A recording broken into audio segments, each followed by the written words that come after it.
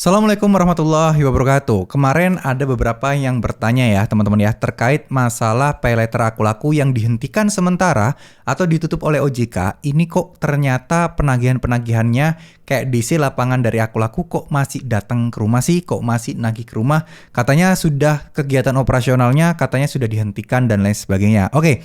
Jadi yang ditutup, yang dihentikan sementara itu adalah payletternya. Jadi orang mau belanja di platform lain, terus pembayarannya menggunakan Aku Laku, nah itu di stop dulu. Cuman ya memang banyak juga yang masih bisa, tapi ya banyak yang nggak bisanya. Nah ini saya juga nggak tahu kenapa yang ada yang bisa, kenapa yang tidak. Kalau saya pribadi sih coba untuk beli pulsa masih bisa ya. Cuman kalau untuk kayak metode pembayaran dipakai di Bukalapak gitu ya, pilih pilihan Aku Laku, nah itu baru yang nggak bisa. Ya, nah ini entah apa yang salah ataukah mereka masih belum sempurna nutupnya ataukah ada kesepakatan dengan OJK terkait hal itu, saya juga masih belum tahu.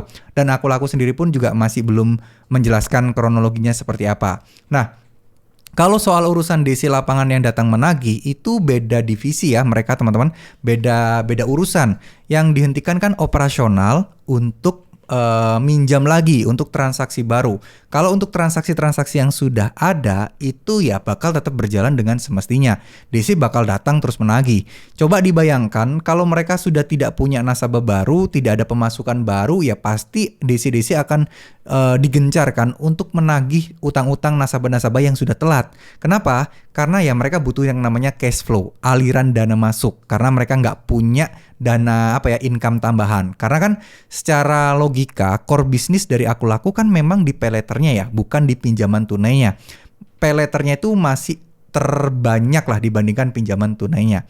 Makanya ya mau nggak mau mereka harus menagih seperti itu. Tapi bukan berarti kita harus takut, bukan berarti kita harus khawatir soal hal ini. Kenapa? Karena ya seperti biasa, nggak ada bedanya bagaimana cara kita menghadapi DC lapangan Aku Laku, bagaimana cara kalau DC lapangan Aku Laku datang ke rumah, itu ya nggak ada bedanya, masih sama aja gitu loh. Jadi nggak ada perubahan apapun. Buat teman-teman yang masih khawatir bahwa DC Aku Laku bakal datang atau tidak, mending teman-teman fokus aja di apa yang teman-teman bisa lakukan sekarang. Kalau teman-teman terlalu takut DC datang besok, sekarang, apalagi baru telat sehari 2 hari, udah diancam DC bakal datang, itu sih sebenarnya nggak mungkin ya. Cuman sekali lagi, kalau teman-teman terlalu takut, mereka justru akan memprioritaskan untuk mendatangi kalian lebih cepat lagi. Karena ya kita tahu mereka datang ke rumah kalian butuh yang namanya biaya operasional. Butuh yang namanya beli bensin, beli makan, apalagi kalau tempatnya jauh. Belum lagi mereka harus menanggung resiko datang ke rumah nasabah yang mana ya mungkin bisa jadi dimarahin warga atau mungkin dianggap bikin kekacauan. Pasti mereka juga deg-degan lah. Apalagi zaman sekarang image DC itu kan jelek banget ya. Jadi pasti ya beresiko lah mereka juga mau kemana-mana.